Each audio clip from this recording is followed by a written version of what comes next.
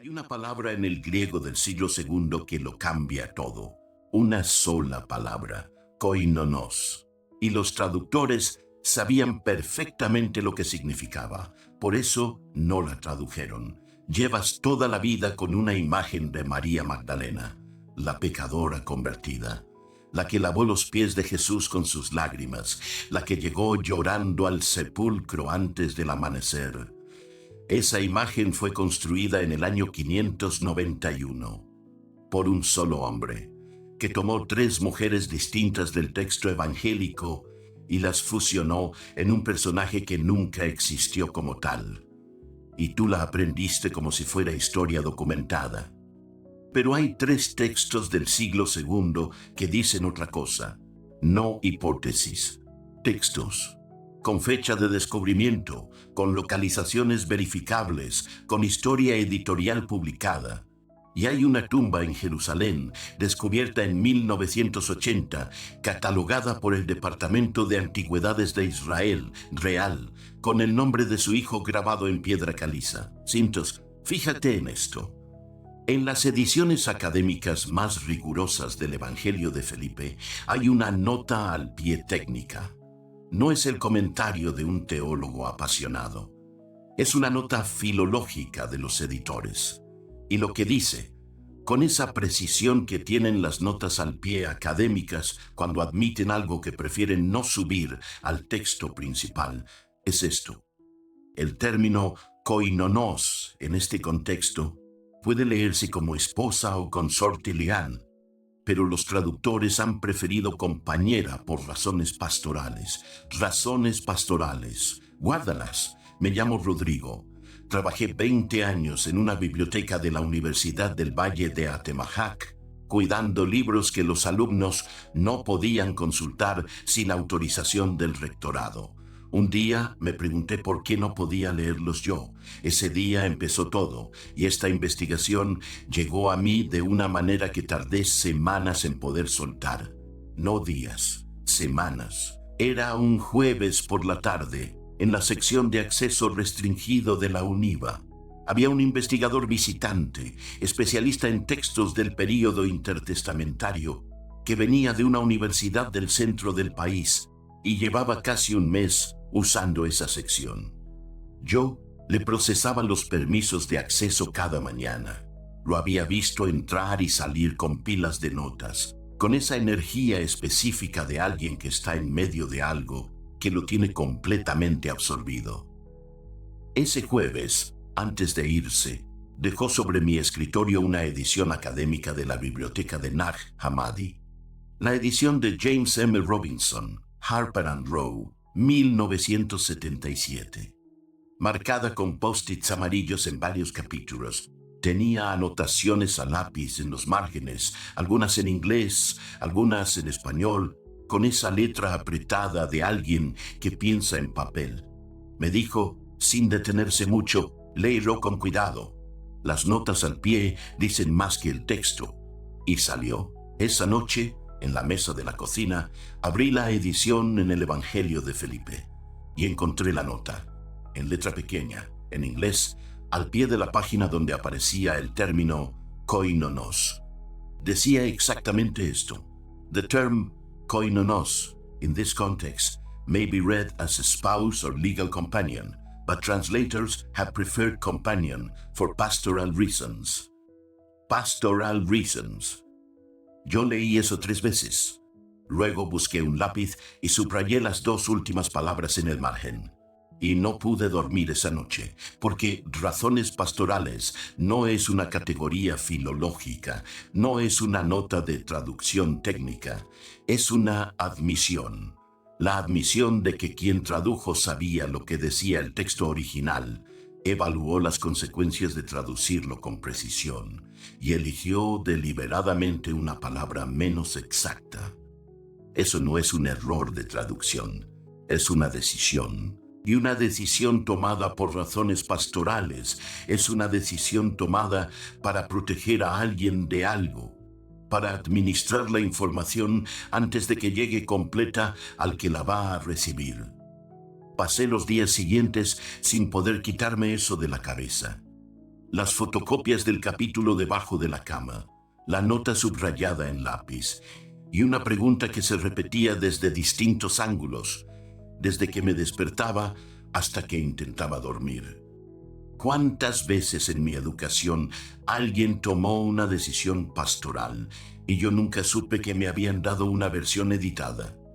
Y lo más perturbador no era la respuesta, era darme cuenta de que no tenía manera de saberlo, porque la característica de una decisión pastoral exitosa es que tú no notes que fue tomada. Llegas al texto convencido de que estás leyendo el texto.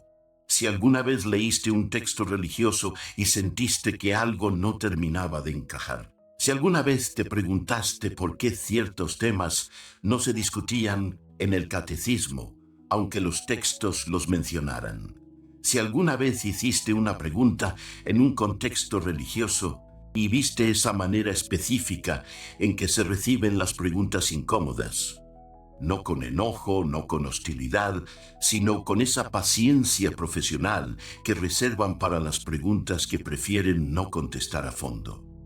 Entonces ya sabes lo que significa razones pastorales. ¿Tú qué harías con esa nota al pie? ¿La pasarías de largo? ¿O te quedarías ahí con el lápiz en la mano, pensando en cuántas otras notas al pie nunca encontraste porque nadie te dijo que existían? No te lo explicaron, te lo administraron. ¿Cuántas palabras te tradujeron así, sin decírtelo? Entonces fui al texto, no a los libros de divulgación, no a los documentales, al texto mismo. El Evangelio de Felipe está en la biblioteca de Nag Hammadi, Codex II, texto tercero. Fue descubierto en Egipto en el año 1945, cuando un campesino de la región de Nag Hammadi encontró una jarra sellada en una cueva. Dentro había 12 libros encuadernados en cuero, 13 textos en total. Copias coptas de textos que en su versión original circulaban en griego entre los años 150 y 250 de nuestra era aproximadamente. La publicación académica de la colección completa fue organizada por James M. Robinson y publicada por Harper & Row en 1977. En el Evangelio de Felipe aparece esta frase sobre María Magdalena. 3 eran las que caminaban continuamente con el Señor: su madre María, la hermana de esta, y Magdalena, a quien se designa como su koinonos. Koinonos. Voy a detenerme aquí porque esto importa mucho más de lo que parece a primera lectura. En el griego koiné del siglo I, koinonos no significa amiga, ni seguidora, ni compañera espiritual. Tiene raíz en koinonia, término que en los contratos matrimoniales del período designa la comunión de vida, el patrimonio compartido, la unión jurídica reconocida entre dos personas. En el contexto social y legal del mundo judío del siglo I, cuando ese término se usaba para describir la relación entre un hombre adulto y una mujer específica, sin otro modificador que indicara contexto alternativo, designaba a la esposa o consorte legal. No era metáfora, era vocabulario jurídico preciso. No soy yo el que lo dice, es la nota al pie. El autor del Evangelio de Felipe no era alguien que escribiera en metáforas vagas o vocabulario impreciso. Escribía para una comunidad judeognóstica del siglo II, con formación jurídica y lingüística muy específica. Cuando eligió koinonos para describir la relación entre Jesús y María Magdalena, eligió el término más preciso disponible en ese idioma para esa realidad. Y los traductores académicos de las ediciones más autorizadas, que sabían perfectamente todo esto, pusieron compañera, por razones pastorales. Esto es lo que más me costó procesar, no la palabra en sí, la nota, la admisión de que sabían y eligieron no decirlo con precisión. Eso es cualitativamente diferente de una traducción equivocada. Es una traducción que sabe exactamente lo que está haciendo y elige hacer otra cosa. Ahora el segundo texto. El Evangelio de María, el papiro Berlín BG 8502, descubierto en Akhmim, Egipto, en el año 1896. Un diplomático alemán llamado Karl Reinhardt lo adquirió en el mercado local y lo llevó a Berlín. El manuscrito llegó al Museo de Berlín ese mismo año. Fue publicado académicamente por Walter Thiel en el año 1955. 59 años entre el descubrimiento y la publicación, sin explicación pública oficial del retraso. Lo que me interesa de este texto no es el detalle de las páginas arrancadas, que ya traté en otro video, sino una sola pregunta que sobrevivió en lo que quedó del texto. Pedro pregunta, ¿por qué él la amó más que a nosotros? Mira bien lo que Pedro pregunta. No pregunta, lo que ella dice es correcto. No pregunta, ¿podemos verificar sus enseñanzas? Pedro pregunta, ¿por qué Jesús la amó más a ella que a ellos? Es la pregunta de alguien que está reconociendo implícitamente que existe una relación cualitativamente diferente, que no puede categorizar con los mismos términos que describe la relación de Jesús con cualquier otro discípulo. Y el tercer texto, el Evangelio de Tomás, Nag Hammadi, Codex II. Los especialistas lo datan entre el año 140 y el 180 de nuestra era, Logión 114. Simón Pedro le pide explícitamente a Jesús que María se aleje del grupo. Las mujeres no son dignas de la vida. Jesús no acepta eso, la defiende, la incluye. Para que Pedro pidiera la exclusión de alguien con esa explicitez, esa persona tenía que ocupar una posición suficientemente prominente dentro del grupo como para ser percibida como una amenaza real a la jerarquía que Pedro intentaba construir. No se excluye a alguien irrelevante. 3 textos, 3 documentos del siglo II con fechas de descubrimiento verificables, con localizaciones documentadas, con publicaciones académicas citables. En los 3, el conflicto sobre María Magdalena y su posición no es subterráneo ni implícito, es explícito. Y los traductores eligieron las palabras menos incómodas disponibles. Ahora el agujero. El Evangelio de Felipe tiene un pasaje que los estudiosos del Nuevo Testamento conocen como el pasaje del beso. El papiro copto tiene una perforación física en el material, un agujero real en el soporte, no deterioro uniforme, exactamente en el punto donde el texto describe qué parte del cuerpo Jesús besaba a María Magdalena. Lo que rodea el agujero dice, y la besaba frecuentemente en la in. Los traductores pusieron mejilla. El contexto copto no lo confirma, el agujero lo impide. Y la Iglesia eligió no informarte de que había una parte que no se podía saber con certeza. Esto no lo digo como acusación, lo digo como dato documental. El agujero existe y los traductores pusieron mejilla. Esos son 2 hechos que las ediciones académicas serias registran por separado. El primero es arqueológico, el segundo es una decisión editorial. Son cosas distintas y la distinción importa. Ahora imagínate esto, es el año 1980. Un barrio de Jerusalén llamado Talpiot, obreros de construcción trabajando en una obra de excavación. La paleta de una máquina golpea algo que no debería estar ahí. Una tumba de 2000 años aparece debajo de la ciudad moderna. Los arqueólogos del Departamento de Antigüedades de Israel llegan. Amos Kroner documenta el hallazgo con el rigor metodológico de un servicio de antigüedades estatal. 10 osarios de piedra caliza. Los osarios eran las cajas donde en el período del Segundo Templo se depositaban los huesos después de que el cuerpo se descomponía naturalmente, completando el proceso funerario ritual. La inscripción en el osario era el nombre del muerto, grabado a mano en la piedra. Los nombres en esa tumba son estos: Yeshua Bar Yosef, Jesús, hijo de José; María, Yo sé, el nombre del hermano de Jesús mencionado específicamente en el Evangelio de Marcos, capítulo 6, versículo 3. Matía, y un nombre más, Yehudá bar Yeshua, Judá, hijo de Jesús. Y mira que yo no soy arqueólogo, pero cuando vi por primera vez la foto de ese osario, el nombre grabado a mano en la caliza, con los surcos que llevan 2000 años ahí, algo se me quietó dentro.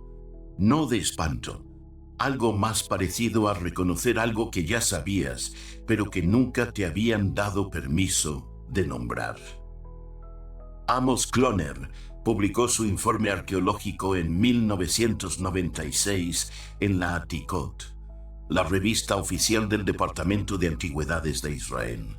El debate académico siguió. Simcha Jacobovici y Charles Pellegrino publicaron El libro de la tumba de la familia de Jesús en 2007, con análisis estadístico de la probabilidad de que esa combinación específica de nombres corresponda a otra familia. Jacobovici calculó una probabilidad de 1 en 600 de que sea coincidencia. Kloner fue más cauteloso. Dijo que la coincidencia estadística es posible, pero no es prueba concluyente. Ambos coincidieron en lo que ninguno de los dos puso en duda. Los nombres están ahí. Los osarios existen. Las inscripciones son reales. Todo está catalogado y publicado. El Vaticano no respondió públicamente. La prensa cubrió el tema una semana. Luego siguió adelante. Cuando conecté los puntos uno a uno, tardé un momento largo en procesar lo que tenía delante. Punto 1. Un texto del siglo II llama a María Magdalena koinonos de Jesús, usando el término jurídico del período que en ese contexto significaba esposa o consorte legal, y los traductores de las ediciones académicas más autorizadas eligieron no traducirlo con esa precisión. Punto 2. Los 4 evangelios canónicos, Mateo 27, 56, Marcos 15, 40, Lucas 23, 49, Juan 19, 25, confirman que María Magdalena estuvo presente en la crucifixión cuando los apóstoles varones habían huido. Punto 3. En la cultura judía del siglo I, la única mujer sin vínculo de sangre que permanecía junto al cuerpo de un ejecutado era su esposa. El contexto cultural del período no reconocía otra categoría que explicara esa permanencia sin riesgo. Punto 4. En un barrio de Jerusalén existe un osario catalogado que dice Yehudá bar Yeshua, Judá, hijo de Jesús. No estoy diciéndote qué creer sobre estos 4 puntos. Te estoy diciendo que los 4 puntos existen y que ningún catecismo que yo haya conocido los presenta juntos en el mismo lugar. El historiador William E. Phipps publicó en 1970 un estudio académico titulado Was Jesus Married? Harper and Row. Phipps señala que en la cultura rabínica del siglo I, el celibato de un hombre adulto en edad de casarse era socialmente anómalo y requería explicación explícita. Los rabinos tenían esposas. Un maestro itinerante adulto sin esposa habría sido una excepción que los textos habrían necesitado aclarar. Los evangelios no explican el celibato de Jesús, no porque no lo fuera, sino porque la pregunta no les resultaba relevante plantear. Y entonces llegó el año 591. Era el año 591 de nuestra era. Roma. El Papa Gregorio I subía al púlpito de la basílica para pronunciar su homilía 33. Los fieles esperaban en la nave. La luz de las velas proyectaba sombras alargadas sobre los mosaicos. Gregorio recogió sus notas. Nada en su tono anunciaba que estaba a punto de tomar una decisión que duraría 14 siglos. Tomó a 3 mujeres distintas del texto evangélico y las fusionó en una sola. La primera, una mujer anónima que aparece en Lucas 7, 36 a 50. Se le llama una pecadora de la ciudad que unge los pies de Jesús con perfume en casa de un fariseo. No tiene nombre en el texto, no es María Magdalena. La segunda, María de Betania, hermana de Lázaro, del Evangelio de Juan. Tampoco es María Magdalena. Es una persona distinta, con una historia distinta, con una familia identificada explícitamente en el texto. La tercera, María Magdalena, la única de las tres que en los evangelios no aparece ungiendo pies, no aparece en ninguna escena de pecado sexual explícito. La mención más específica sobre ella en los evangelios sinópticos es que Jesús expulsó de ella 7 demonios, lo que en el lenguaje del período designaba enfermedad grave o condición de posesión, no inmoralidad sexual. Gregorio I tomó a esas 3 mujeres y las fundió en una.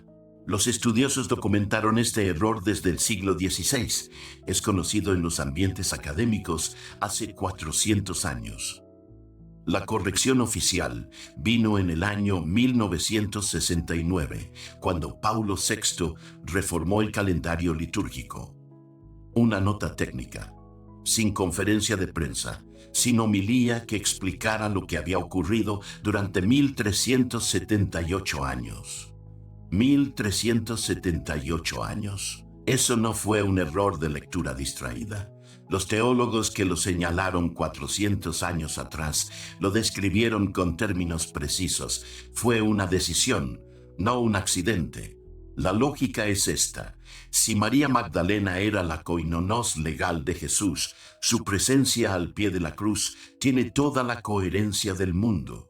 Si en cambio su relación se redefine como la de una seguidora devota arrepentida de sus pecados, entonces los 4 evangelios canónicos que confirman su presencia en el Calvario se convierten en un detalle de devoción femenina, no en un dato que requiera explicación genealógica.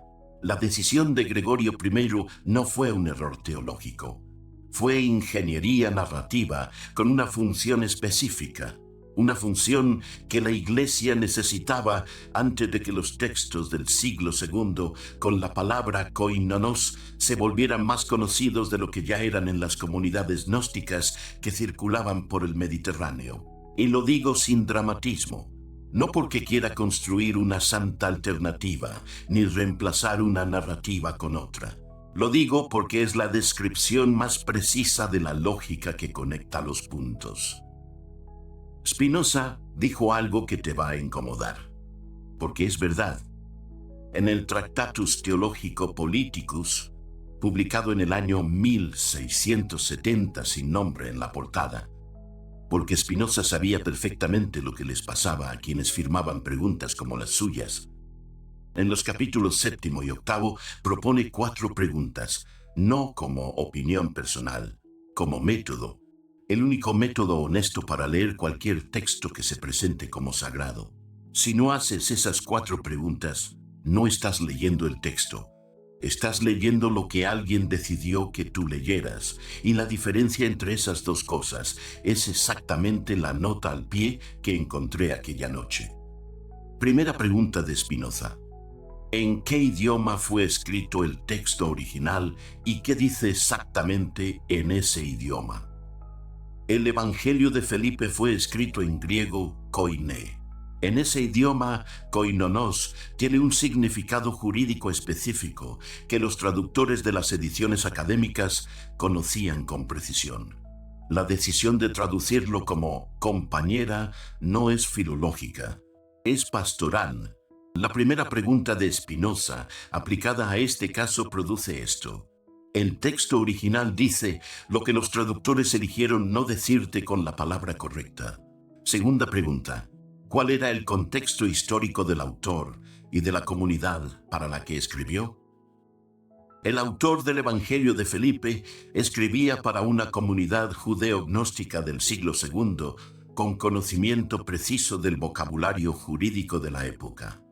No usó koinonos por imprecisión ni por ignorancia de las alternativas disponibles. La eligió con exactitud. Y el contexto histórico del año 591 era el de una iglesia que necesitaba consolidar su estructura de autoridad en torno a la figura de Pedro, como primer líder institucional, no en torno a ninguna figura femenina con vínculos jurídicos directos con la línea genealógica de Jesús. Gregorio I actuó dentro de la lógica de su institución. Spinoza diría que era completamente predecible y que predecible no significa inevitable. Tercera pregunta. ¿Cómo llegó el texto a nosotros? ¿Quién lo transmitió? ¿Quién lo editó? ¿Qué quedó y qué se perdió? El canon quedó fijado en el año 382 bajo el Papa Dámaso I, con la colaboración de Jerónimo. El Evangelio de Felipe quedó fuera. El Evangelio de María quedó fuera. Los textos que quedaron dentro fueron evaluados como compatibles con la arquitectura de autoridad que la Iglesia estaba construyendo. El Evangelio de María sobrevivió enterrado en una jarra en Egipto. Llegó a Berlín en 1896 y esperó 59 años antes de ser publicado. La tumba de Talpiot fue descubierta en 1980. El debate en los medios duró una semana. Cuarta pregunta, la más incómoda. ¿Quién gana institucionalmente si María Magdalena nunca fue koinonos? Si ella no era esposa legal, no hay hijo legítimo.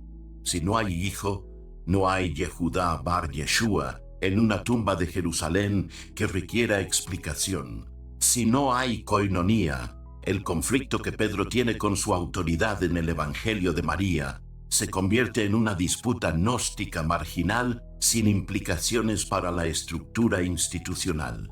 Si su presencia al pie de la cruz se explica por devoción de penitente en lugar de por vínculo conyugal, desaparece la pregunta incómoda sobre la línea de descendencia. Gana una estructura de autoridad que puede presentarse como la única legítima desde el origen. Gana la legitimidad de una jerarquía que no necesita rendir cuentas de líneas alternativas de autoridad documentadas en el siglo II. Gana la traducción por razones pastorales. Spinoza no dijo que esa institución fuera malvada, dijo que era predecible y que la única forma de no ser gobernado por lo predecible es hacer las preguntas antes de que alguien decida por ti que no deberías hacerlas. No, espera, déjame decirlo de otra manera. Lo que aquella noche entendí con la edición de Robinson debajo de la lámpara, con la nota al pie subrayada en lápiz, es exactamente lo que Spinoza formuló 350 años antes. La pregunta que se te enseña a no hacerte es exactamente la pregunta que necesitas hacer. No porque la respuesta vaya a destruirte, sino porque la incomodidad de formularla es la evidencia. Si koinonos fuera simplemente compañera, no habría nota al pie que admitiera la decisión de no traducirlo así. Si la tumba de Talpiot fuera claramente otra familia, no habría silencio institucional seguido de cobertura de prensa de una semana. Si Gregorio I hubiera cometido un error inocente en el año 591, alguien lo habría corregido públicamente antes del año 1969. La arquitectura del silencio tiene una forma, y Spinoza nos dio las herramientas para leerla hace 3 siglos y medio. Vuelve a la crucifixión por un momento, no el cuadro que tienes en la cabeza del catecismo, no la imagen estilizada con luz dorada sobre el Calvario y ángeles en los bordes, la escena que los 4 evangelios canónicos describen con una consistencia que ningún teólogo ha podido ignorar. Los apóstoles huyeron, todos. El Evangelio de Juan es específico. Habían cerrado las puertas con llave. Eran hombres que habían caminado 3 años al lado de alguien que resucitaba muertos. Y en el momento que importaba, cerraron la puerta con llave y esperaron en la oscuridad. Una mujer no huyó. Estaba al pie de la cruz. En el momento en que el poder romano ejecutaba a alguien en el lugar más público posible, como advertencia a todos los que pudieran pensar en desafiar el orden. donde permanecer era declarar tu vínculo con el ejecutado frente a las mismas autoridades que lo habían condenado. Si fuera tu madre, ¿te quedarías ahí o huirías también? Ahora tienes la palabra.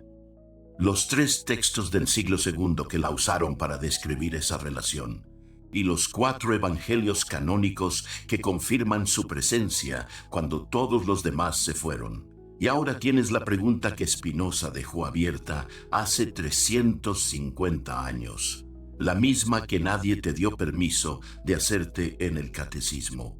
¿Qué gana la institución que administra esta historia si no te enseña a leer todas estas piezas juntas? No te estoy dando una respuesta.